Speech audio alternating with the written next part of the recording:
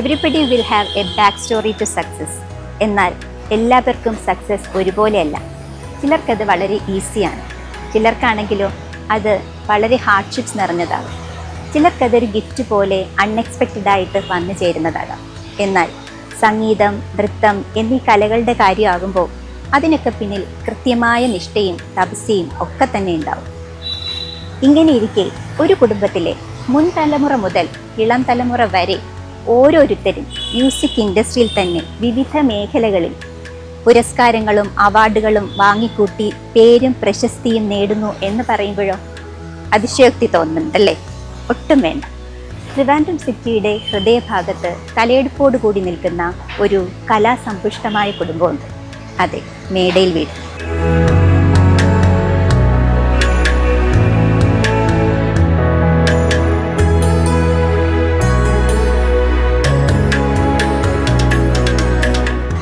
നമുക്ക് പ്രിയങ്കരായ ഒട്ടനവധി സംഗീതജ്ഞരും പ്ലേബാക്ക് സിംഗേഴ്സും ഗാനരചയിതാക്കളെയും ഒക്കെ വാർത്തെടുത്ത ഒരു കുടുംബം. ഡോക്ടർ പത്മശ്രീ ഓമനക്കുട്ടി ടീച്ചറിൻ്റെയും MG രാധാകൃഷ്ണൻ സാറിൻ്റെയും MG ശ്രീകുമാർ സാറിൻ്റെയും ഒക്കെ കുടുംബ വീടായ മേടയിൽ വീട്.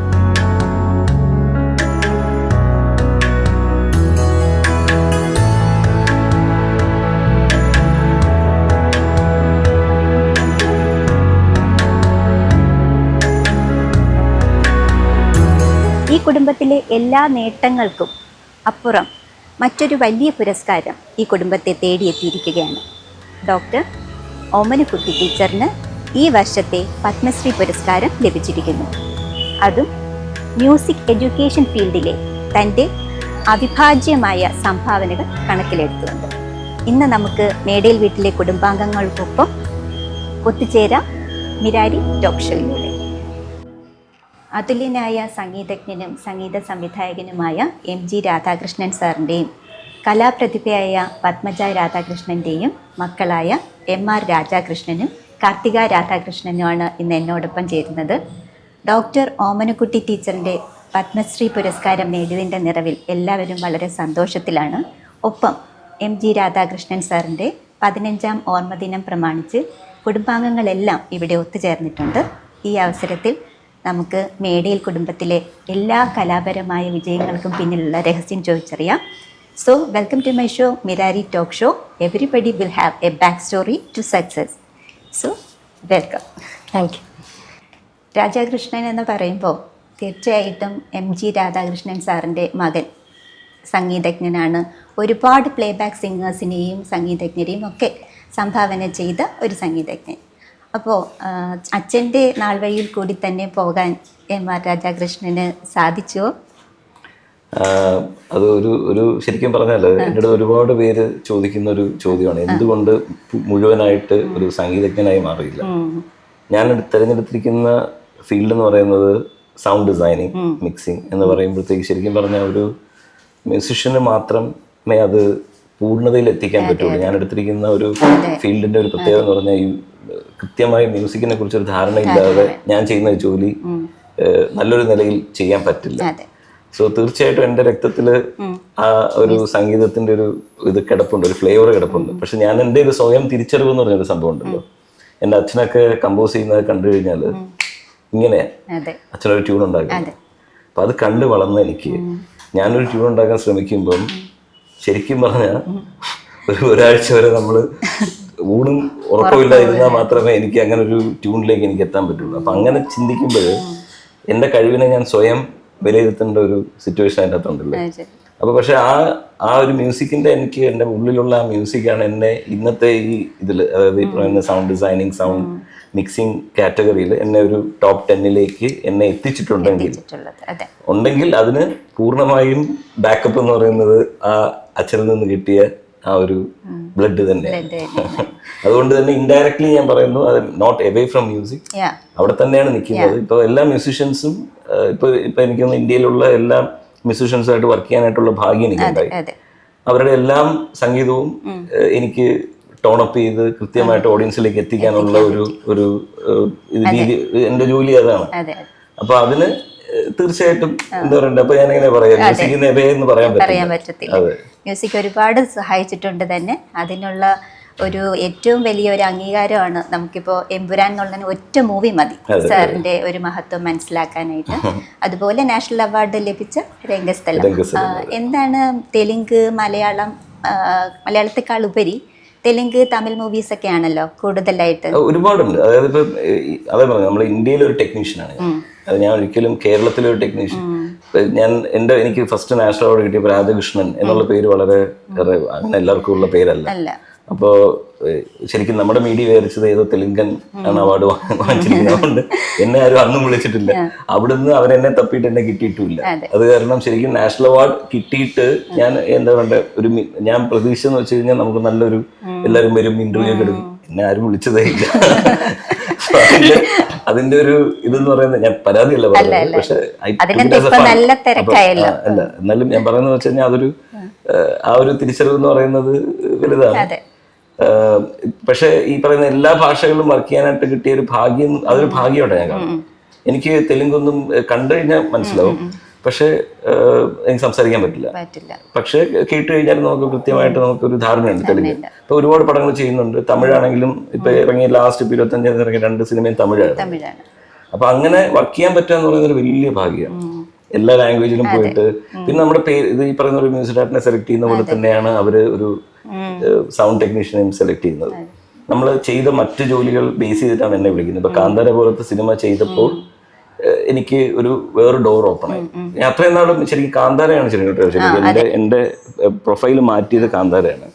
കാരണം അത്രയും നാൾ നമ്മൾ കൂടുതൽ മലയാള സിനിമയും തമിഴ് സിനിമയും അവിടെ വരെ ഉള്ളൂ. കന്നഡയും ഇതും ചെയ്യുന്നുണ്ടെങ്കിലും ഹിന്ദിയൊക്കെ ചെയ്യുന്നുണ്ടെങ്കിലും പക്ഷെ അത്രയും നോട്ട് ടു ദാറ്റ് എക്സ്റ്റെന്റ്. പക്ഷെ കാന്താര കഴിഞ്ഞോടുകൂടി ഭാഗ്യമായിട്ട് കരുതുന്നു. അങ്ങനെ സിനിമ എനിക്ക് വന്ന് പെട്ടു എന്നുള്ളതാണ് എന്റെ ഭാഗ്യം. നമുക്ക് എന്റെ ഭാഗ്യത്തിന് ആ സിനിമ ഉണ്ടായി, അതിന്റെ ഭാഗമാകാൻ പറ്റി.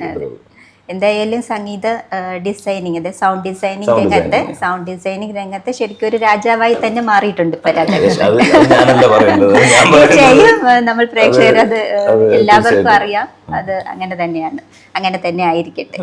കാരണം പ്രത്യേകിച്ച് ഞാൻ ഈ കുടുംബത്തെക്കുറിച്ച് ആലോചിക്കുമ്പോൾ എല്ലാവരും വളരെ ടോപ്പ് പൊസിഷൻസിൽ നിൽക്കുന്നവരാണ്. ഇപ്പൊ ഓമനക്കുട്ടി ടീച്ചറായാലും തൻ്റെ ജീവിത തപസ്യ എന്ന് പറയാം, സംഗീത തപസ്യക്കുള്ള ഒരു പുരസ്കാരം ഇവിടെ വന്ന് ചേർന്നിരിക്കുന്നു.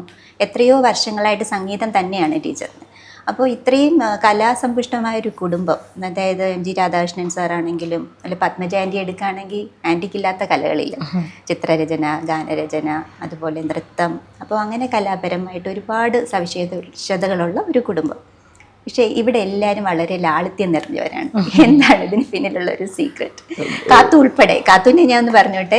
കാത്തു ശരിക്കും അമ്മയുടെ നൃത്തവും അച്ഛൻ്റെ സംഗീതവും ഒക്കെ ചേർത്തിണങ്ങിയിരിക്കുന്ന ഒരു കുട്ടി തന്നെയാണ്. കോളേജിലേക്ക് ഒരുപാട് ഡാൻസ് പ്രോഗ്രാംസും ഒക്കെ ചെയ്തിട്ടുണ്ട്. ഓർക്കുന്നുണ്ടോ? ഞങ്ങൾ ഒരുമിച്ച് കോളേജിൽ ഞങ്ങൾ ഒരുമിച്ച് പഠിച്ചതാണ്. പ്രോഗ്രാമിന്, ആർട്സ് പ്രോഗ്രാം. അതെ അതെ.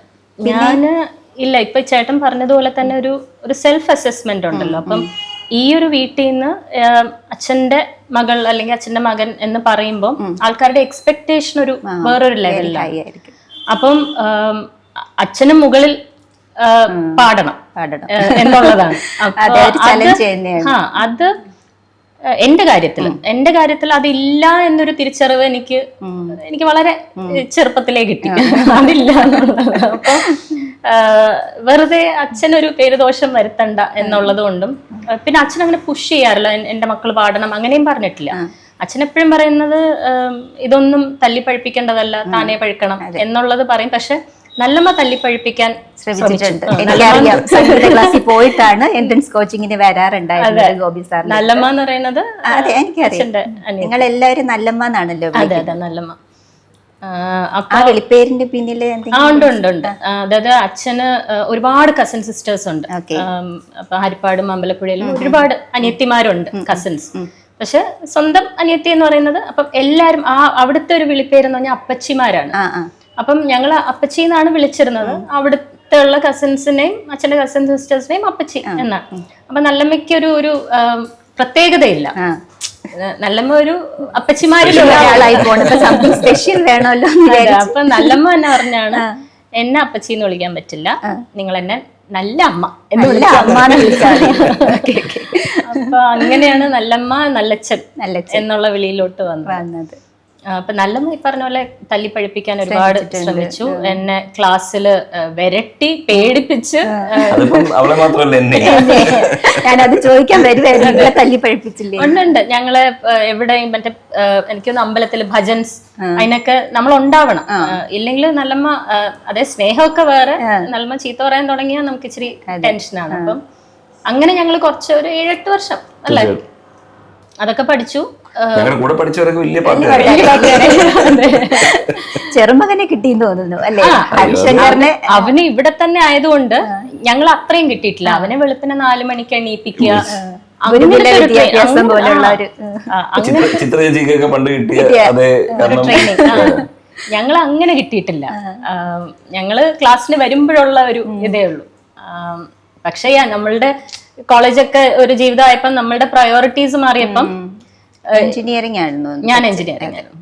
അപ്പം ഇത് പ്രയോറിറ്റി അല്ലാണ്ടായി മാറിപ്പോയതാണ്. പക്ഷെ ഇപ്പം ഒരു വിഷമമുണ്ട്, ഇത്രയും സൗകര്യം ഉണ്ടായിട്ട് നമ്മള് ഒരു ക്ലാസ്സിന് വന്നാൽ മതിയായിരുന്നു. എന്നാലും ഇൻബോൺ ആയിട്ട് സംഗീതവും നൃത്തമൊക്കെ ഉണ്ടാവുമല്ലോ, അതെല്ലാം ഒന്നും കൂടി പരിപോഷിപ്പിച്ചല്ലേ ഒരു സൈഡിൽ കൂടെയെങ്കിലും കൊണ്ടുപോകണം എന്നുള്ളതാണ്. ജീവിതത്തിന്റെ ഒരു ഭാഗമായിട്ട്, ഒരു പാഷനായിട്ടൊക്കെ കൊണ്ടുപോകുന്നത് എന്തുകൊണ്ട് നല്ലതാണെന്നൊരു ആസ് എ ഫ്രണ്ടാണ് ഞാൻ ഈ പറയുന്നത്. ലാളിത്യത്തിന്റെ കാര്യം പറയുമ്പോൾ ശരിക്കും പറഞ്ഞാൽ അതിന്റെ ബാക്ക് എന്ന് പറയുന്നത് സംഗീതം തന്നെ കേട്ടോ. സംഗീതം നമ്മള് ശരിക്കും പറഞ്ഞ പണ്ടൊക്കെ എണീക്കുമ്പോ തന്നെ ഇവിടെ ഒരു 10-20 കുട്ടികൾ പാട്ട് പഠിക്കാനായിട്ട് എപ്പോഴും ഉണ്ടാവും. നമ്മുടെ അലാം തന്നെ മോസ്റ്റ്ലി സാരേഗ ഇത് കേട്ടിട്ടാണ് ഞങ്ങള് നേരം പിന്നെ ഇവിടെ കാണുന്ന കാഴ്ച എന്ന് പറയുന്നത് ഈ സംഗീതം പഠിക്കാൻ വരുന്ന കുട്ടികളുടെ രീതികളും കാര്യങ്ങളും ഇപ്പം വെറ്റില വെച്ച് ദക്ഷിണ വെച്ച് കാലിത്തൊട്ട് തൊഴുത് മുതിർന്നവരെ ലൈക്ക് അവരെങ്ങനെയാണ് ബഹുമാനിക്കുന്ന വിധം കണ്ടാണ് ഞങ്ങൾ വളരുന്നത്. അപ്പൊ ഇത്രയും ബഹുമാനം കൊടുക്കണം. ഒരു അങ്ങനെ ഒരു നമ്മളാരും ട്രെയിൻ ചെയ്യിപ്പിച്ചതല്ല, ഞങ്ങളെ കണ്ട് അങ്ങനെ വളർന്നതാണ്. അപ്പൊ ഞാനൊക്കെ പണ്ട് വിചാരിച്ചുകൊണ്ടിരുന്നത് ഇങ്ങനെയാണ് എല്ലാവരുടെയും ലൈഫ് എന്ന്. ഇതാണ് ഇങ്ങനെയാണ് എല്ലാവരും ജീവിക്കുന്നത് എന്നാണ് ഞാൻ വിചാരിച്ചത്. നമുക്കൊരു സ്പെഷ്യൽ ഇങ്ങനെ സംഗീതം എന്ന് പറയുന്ന ഒരു സ്പെഷ്യൽ സംഭവമാണെന്നുള്ളത് റിയലൈസ് ചെയ്യാൻ കുറെ നാളെടുത്തു. നമുക്ക് ഇങ്ങോട്ട് കിട്ടുന്ന റെസ്പോൺസ് അനുസരിച്ച് നമ്മൾ മനസ്സിലാക്കി. അങ്ങനെ വളർന്നു വന്നുകൊണ്ടായിരിക്കണം ആ ലാളിത്യം നമ്മൾ അറിയാതെ വരുന്നത്. പിന്നെ അച്ഛനും അമ്മയും അവരുടെ പെരുമാറ്റം, അവര് മറ്റുള്ളവരോട് പെരുമാറിയിരുന്ന ഒരു രീതിയും കൂടെ നമ്മൾ കണ്ടു. അച്ഛന് എല്ലാരും ഒരേപോലെയാണ്. അച്ഛനൊരു മുറിയിലൊരു ഇപ്പൊ ഒരു ചീഫ് മിനിസ്റ്റർ മുതൽ, ഞാൻ അങ്ങനെ വേർതിരിച്ച് പറയല്ല, ഒരു എക്സാമ്പിൾ പറയാൻ വേണ്ടി പറയുന്നേ ഉള്ളൂ. ഒരു മുഖ്യമന്ത്രി മുതൽ നമ്മുടെ വീട്ടിൽ എന്തെങ്കിലും വിൽക്കാൻ വരുന്ന ഒരാള് ആ ഒരു മുറിയിലുണ്ടെങ്കിൽ അച്ഛൻ അവരോട് എല്ലാരോടും ഒരുപോലെ പെരുമാറും. അല്ലാതെ ഒരു സ്പെഷ്യൽ ആയിട്ട് ആരോടും അത് അച്ഛൻ മാത്രം സെലിബ്രിറ്റി എന്ന് പറഞ്ഞിട്ട് അങ്ങനെ ഒരു ആറ്റിറ്റ്യൂഡ് അച്ഛൻ കാണിച്ചിട്ടേ ഇല്ല. എന്റെ ചെറുപ്പത്തില് അച്ഛൻ സെലിബ്രിറ്റി ആണ് എന്നൊരു തിരിച്ചറിവുണ്ടായ ഒരു കാലഘട്ടമുണ്ട്. അതായത് ഒരു ടീനേജ് ആ ടൈമിൽ അച്ഛൻ വലിയ മ്യൂസിക് എന്ന് പറയുന്ന അവസ്ഥയിൽ അന്ന് അച്ഛൻ നടക്കുന്ന കൈനറ്റിക് കൊണ്ടേല അച്ഛാ ഇങ്ങനെയാണ് വരുന്നത് കൈനറ്റിക് കൊണ്ടേല് നടന്നത്. പക്ഷെ അച്ഛൻ പറയുന്നത് എനിക്ക് സൗകര്യം ഇതാണ്, ഞാൻ കാർ എടുത്തോണ്ട് അതുവഴി അങ്ങോട്ടും ഇങ്ങോട്ടും പോയി, എനിക്ക് വയ്യ വണ്ടി ഓടിക്കാൻ, എനിക്കിതാണ് സൗകര്യം, മുണ്ടും ചുമ്പയൊക്കെ ഇട്ട് അച്ഛൻ കൈനറ്റിക്. അപ്പൊ ഇത് എനിക്ക് കാണുന്ന ഭയങ്കര ഒരു എന്താ പറയണ്ടത്, അച്ഛൻ ചെയ്യുന്നത് ശരിയല്ല എന്ന് തോന്നി. പക്ഷെ ഇന്ന് ഞാൻ തിരിച്ചറിയുന്നു അച്ഛൻ്റെ മരണം ഞങ്ങളെ ഒരുപാട് പാഠങ്ങൾ പഠിപ്പിച്ചിട്ടുണ്ട്. അതായത് അച്ഛൻ മരിച്ച ദിവസം നടന്ന കുറേ സംഭവങ്ങളുണ്ട്, ഒരു ലൈഫിൽ മറക്കാൻ പറ്റില്ല. കാരണം അച്ഛൻ എങ്ങനെയായിരുന്നു ആൾക്കാരടുത്ത് പെരുമാറി എന്നുള്ളതിന്റെ എക്സാമ്പിൾ ആയിരുന്നു അച്ഛൻ മരിച്ച് ഈ ഇവിടെ കിടക്കുന്ന സമയത്ത് ഞങ്ങൾ ഫേസ് ചെയ്തത്, കണ്ടത്. കാരണം ഏറ്റവും ഷോക്കിംഗ് ആയിട്ടുള്ള കാര്യം എന്ന് പറയുന്നത് ഒരു ഗ്രൂപ്പ് ഓഫ് ഓട്ടോറിക്ഷക്കാരില്ലേ, എല്ലാവരും കൂടെ ഓട്ടോറിക്ഷ ഓടിക്കുന്ന എല്ലാവരും കൂടെ ഒരു യൂണിയനായിട്ട് വന്നിട്ട് അവർ വന്നിട്ട് ആരും ഇല്ലാത്ത സമയത്ത് ഇവിടുത്തെ ബഹളങ്ങളൊക്കെ കഴിഞ്ഞ് മീഡിയയുടെ ബഹളം അല്ലെങ്കിൽ ഈ പറയുന്ന വരുന്ന VVIPസിന്റെ എൻട്രി ഇതെല്ലാം കഴിഞ്ഞതിന് ശേഷം സൈലന്റ് ആയിട്ട് രാത്രി ഞാനും കാത്തും ഞങ്ങൾ മാത്രം കുടുംബക്കാർ മാത്രം ഇരിക്കുന്ന ഒരു സമയത്ത് അടുത്ത ദിവസം ഉണ്ടായിരുന്നുള്ളൂ അച്ഛൻ്റെ ചടങ്ങ്. ഇന്ന് രാത്രി ഒരു ഗ്രൂപ്പ് ഓഫ് ആൾക്കാർ വന്നിട്ട് ചോദിച്ചു ഇങ്ങനെ രാധാകൃഷ്ണൻ സാറിനെ ഒന്ന് കണ്ടോട്ടെ, കയറി കണ്ടോട്ടെ. ആരുമില്ല, മീഡിയയിലൊന്നുമില്ല. ഓട്ടോറിക്ഷക്കാരുടെ എൻ്റെ തിരുവനന്തപുരത്തുള്ള ഒരു ഗ്രൂപ്പ് വന്ന് ഓട്ടോറിക്ഷ ഇങ്ങനെ രാത്രി വന്ന് നിരന്നിട്ട് എല്ലാവരും കൂടെ വന്ന് കണ്ട് തൊട്ട് തൊഴുതിട്ട് പോയി. അത് ഞങ്ങൾക്ക് ഭയങ്കര ഫീലായിരുന്നു. വന്നതിനേക്കാളും കൂടുതൽ എനിക്ക് എൻ്റെ മനസ്സ് ഓപ്പൺ ആയത് അത് കണ്ടിട്ടാണ്. പിന്നെ അതേപോലെയാണ് ക്ലീനിങ്. ഇപ്പൊ ഈ വെളിയിൽ നമ്മുടെ എന്താ പറയുക ഒരുപാട് ചേച്ചിമാര് റോഡ് വൃത്തിയാക്കുന്ന ചേച്ചിമാരുണ്ടല്ലോ. അപ്പൊ അവരെല്ലാരും കൂടെ വന്ന് അവരുടെ ഒരു യൂണിയൻ അന്ന് അതേ ടൈമിൽ കുറച്ച് രാത്രിക്ക് മുമ്പായിട്ട് എല്ലാരും കൂടെ വന്ന് വിത്ത് അവരുടെ ഫാമിലിയൊക്കെ ആയിട്ട് വന്ന് തൊഴുതിട്ട് പോയി. അപ്പം ഞാൻ വിചാരിച്ചു okay is done something, not just as a musician. അവരുടെ മനസ്സിലേക്ക് കയറാനായിട്ട് അച്ഛന് പറ്റിയിട്ടുണ്ട് എന്നുള്ളതിന്റെ ഒരു കാര്യമാണ്. അതൊന്നും നമുക്ക് അച്ചീവ് ചെയ്യാൻ പോലും പറ്റാത്ത രീതിയാണ് അതൊക്കെ. പത്മജ ആൻറ്റിക്കും രാധാകൃഷ്ണൻ സാറിൻ്റെ കലാജീവിതത്തിൽ നല്ലൊരു പങ്കുണ്ട്. എപ്പോഴും നമ്മൾ പറയാറുള്ളതാണ്, പ്രത്യേകിച്ചും പണ്ടുള്ള കാലത്തെ നമ്മൾ കേൾക്കുന്നതാണ്. ഇപ്പോൾ അത് ഹസ്ബൻഡ് ആയിക്കോട്ടെ വൈഫായിക്കോട്ടെ, രണ്ടുപേരും ഒരേപോലെ കലാപ്രതിഭകളാകുമ്പോൾ കുടുംബജീവിതത്തിൽ അധികം സമയം പങ്കിടാൻ പറ്റാറില്ല, തിരക്ക് പിടിച്ചു പോകും എന്നൊക്കെ കേട്ടിട്ടുണ്ട്.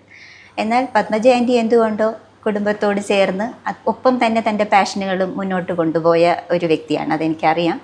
അപ്പോൾ ഞാൻ ചോദിക്കുന്നത്, ശരിക്കും രാധാകൃഷ്ണൻ സാറിനും നിങ്ങളോടൊപ്പം ഒരുപാട് ടൈം സ്പെൻഡ് ചെയ്യാനായിട്ട് ലഭിച്ചിരുന്നു? ഇല്ല എന്ന് പറയാനാണ്. കാരണം ഞങ്ങൾക്ക് പറ്റിയിട്ടില്ല. ഞങ്ങൾക്കുള്ള തിരിച്ചറിവ് അതേ പറഞ്ഞ മരണത്തോടു കൂടി നമ്മുടെ കണ്ണു തുറക്കുന്നു പറയത്തില്ലേ, അതുണ്ടായിട്ടുണ്ട്. അച്ഛൻ ഭയങ്കര ബിസി ആയിരുന്നു, ഭയങ്കര തിരക്കുള്ള ആളാണ്.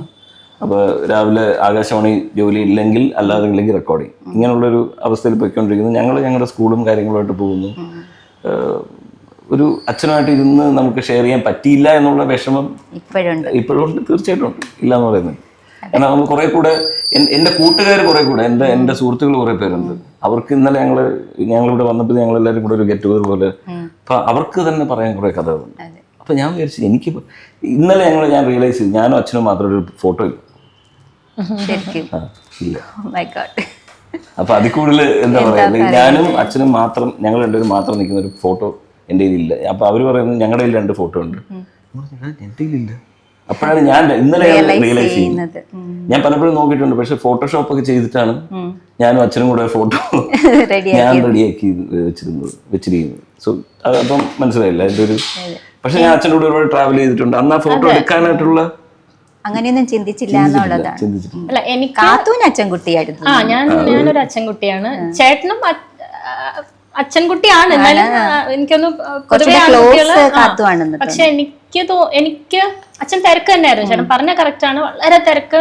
ഈവൻ നമ്മളുടെ ക്ലാസ്സസ് പോലും അച്ഛൻ നീ 7ലാണോ 8ലാണോ എന്ന് ചോദിക്കുന്ന, അതൊന്നും നമുക്ക് ഫീൽ ചെയ്യുന്ന കാര്യങ്ങളല്ല. അപ്പം ഞങ്ങൾ ചില സമയത്ത് എവിടെയെങ്കിലും പോകുന്നു, അച്ഛൻ നമ്മളെ കുറിച്ച് എന്തെങ്കിലും പറയണം എന്നുള്ളിടത്ത് ഞാനൊരു 10 തവണ കോളേജിൽ പഠിക്കുന്ന സമയത്ത് ഞാൻ 10 തവണ ഞാൻ ഫോൺ ചെയ്തു, അച്ഛൻ ഞാൻ മെക്കാനിക്കൽ പ്രൊഡക്ഷൻ ആണ്, മെക്കാനിക്കൽ പ്രൊഡക്ഷൻ എഞ്ചിനീയറിംഗ് എന്തോ കമ്പ്യൂട്ടർ ആണെന്ന് തോന്നുന്നു എന്നെല്ലാം പറയണ്ടെന്ന് വെച്ചിട്ട് അങ്ങനത്തെ ഒരു രീതിയൊക്കെ ഉണ്ട്. സമയം എനിക്കങ്ങനെ അച്ഛൻ്റെ കൂടെ സമയം കിട്ടിയിട്ടില്ല എന്ന് ഞാൻ പറയില്ല. അത് എങ്ങനെയൊക്കെ ഉണ്ടായിട്ടുണ്ട്. ഞാൻ അങ്ങനെ എന്റെ പോയിന്റ് ഓഫ് വ്യൂവില് കുറച്ച് ഡിഫറെന്റ് ആണ്. അച്ഛൻ തിരക്ക് തന്നെയാണ്. ഇപ്പം ഡെയിലി രാവിലെ തൊട്ട് വൈകുന്നേരം വരെ ഒന്നും അച്ഛൻ്റെ അങ്ങനെ ഇല്ല. അമ്മയുടെ കൂടെ ഉള്ളതുപോലെ ഇല്ല. എന്നാലും തീരെ ഇല്ല എന്ന് ഞാൻ പറയില്ല. അത് ഞാനാണ് പറ്റാതെ പോയത്. പക്ഷെ ഇപ്പൊ ചേട്ടൻ പറഞ്ഞില്ല, ചേട്ടന്റെ ഫ്രണ്ട്സ്, അതാ ഞാൻ പറയണേ. ഇപ്പൊ അവരെല്ലാരും വരുന്ന ടൈമിലും അച്ഛന് ചേട്ടന്റെ ഒക്കെ ഓരോ ഫ്രണ്ട്സ്, ഇപ്പൊ എന്റെ ഫ്രണ്ട്സായിട്ട് എല്ലാവരുമായിട്ടും ഓരോ കണക്ഷൻ ഉണ്ട്. ഇപ്പൊ ചേട്ടന്റെ ഓരോരുത്തരുടെ പേരെടുത്ത് പറഞ്ഞാൽ അവരുമായിട്ട് അച്ഛനുള്ള ഒരു ബന്ധം സ്പെഷ്യലാണ്. എല്ലാവർക്കും ഉണ്ട്. അവർക്ക് എല്ലാവർക്കും അച്ഛനെ കുറിച്ച് എന്തെങ്കിലുമൊക്കെ മെമ്മറീസ് ഉണ്ട്.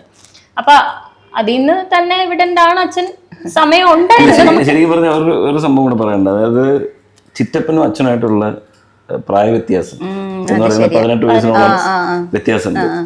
അത് കാരണം എന്തുപറ്റിയെന്ന് വെച്ച് കഴിഞ്ഞാൽ ഞാൻ രണ്ടാമത്തെ മോനും ചിറ്റപ്പൻ മൂത്ത മോൻ. ഇതാണ് ഈ ഒരു ഞാൻ വെറുതെ പറഞ്ഞല്ല. അതായത് അതുണ്ട്. കാരണം ചിറ്റപ്പൻ തന്നെ പറഞ്ഞിട്ടുണ്ട്, അടി മുഴുവൻ കിട്ടിയത് എനിക്കാണ്. നീ എത്തുമ്പോഴത്തേക്ക് എനിക്ക് അടിയൊന്നുമില്ല, കാരണം രണ്ടാമത്തെ മോനെ അടിക്കാണ്. അപ്പം അച്ഛന്റെ നല്ല പ്രായത്തിൽ എന്താ പറയുക, മകൻ എന്നുള്ള രീതിയിൽ സ്വീകരിച്ചത് ചിറ്റപ്പനെയാണ്. അപ്പൊ ഫൈനലി എനിക്ക് 2ാം മകന്റെ സ്ഥാനമായതുകൊണ്ടായിരിക്കാം ചിലപ്പോ പറഞ്ഞോട് അങ്ങനെ ഒരു ഡിസ്റ്റൻസ് ഉണ്ടായത്. പിന്നെ ചിറ്റപ്പന്റെ കാര്യം പറയുമ്പോൾ അച്ഛനോടൊപ്പം തന്നെ എന്നും സന്തത സഹചാരിയായിട്ടിരുന്ന ഒരു കാലമുണ്ട്.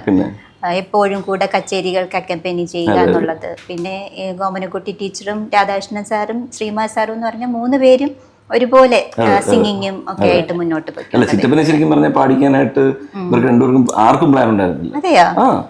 അത് വളരെ, അത് അതുകൊണ്ടാണ് ചിറ്റപ്പൻ ബാങ്കിങ് ജോലിയിൽ വന്നതും. അങ്ങനെ ചിറ്റപ്പൻ അടിപൊളി ഹാൻഡ് റൈറ്റിംഗ് ഒക്കെ ചിറ്റപ്പന്റെ വേറെ ലെവൽ ഹാൻഡ് റൈറ്റിംഗ് ആണ്. അത് ഇപ്പോഴും അത്രയും ബ്യൂട്ടിഫുൾ ഹാൻഡ് റൈറ്റിംഗ്. അത് കഴിഞ്ഞ് ഇവരുടെ എല്ലാവരുടെയും ചേട്ടാ, അച്ഛന്റെ നല്ല ഹാൻഡ് റൈറ്റിംഗ്, നല്ലമ്മയുടെ, ചിറ്റപ്പന്റെ പിന്നെ ഒരു ചിറ്റപ്പൻ കുറച്ചുകൂടെ നന്നായിട്ട് പഠിച്ച് നീ ബാങ്കിലെ ജോലി എടുക്കുക അങ്ങനെയൊക്കെ ഉള്ളൊരു ഇതായിരുന്നു, ചിന്താഗതിയായിരുന്നല്ലോ. കാരണം ഇവർ രണ്ടുപേരും മ്യൂസിക്കിലേക്ക് വന്നു. ഇനി മൂന്നാമത്തെ ആളും കൂടെ എന്തിനാണ് മ്യൂസിക് വരുന്നത്, നീ നല്ല ജോലിയിൽ പോ എന്ന് പറയുന്നില്ലേ. പക്ഷെ എന്തായാലും ഇപ്പൊ നേരത്തെ പറഞ്ഞ പോലെ വിധി മ്യൂസിക്കിലേക്ക് തന്നെ. അത് ഓമനക്കുട്ടി ടീച്ചറും പറയുന്ന കേൾക്കാം, സുവോളജി മെയിൻ എടുത്തിട്ട് പിന്നീട് അവിടെ നിന്ന് കറങ്ങി തിരിഞ്ഞ് ഞാൻ ഇവിടെ. നല്ലമ്മയ്ക്കും അത് അമ്മൂമ്മയ്ക്കൊക്കെ പ്ലാൻ എന്ന് വെച്ചാൽ നല്ലമ്മ അങ്ങനെ പോണ്ട, മ്യൂസിക് വേണ്ട, രാധാകൃഷ്ണൻ മ്യൂസിക്. അത് കഴിഞ്ഞ് അങ്ങനെ കറക്റ്റ് പ്ലാനിങ് ആയിരുന്നു. Okay okay.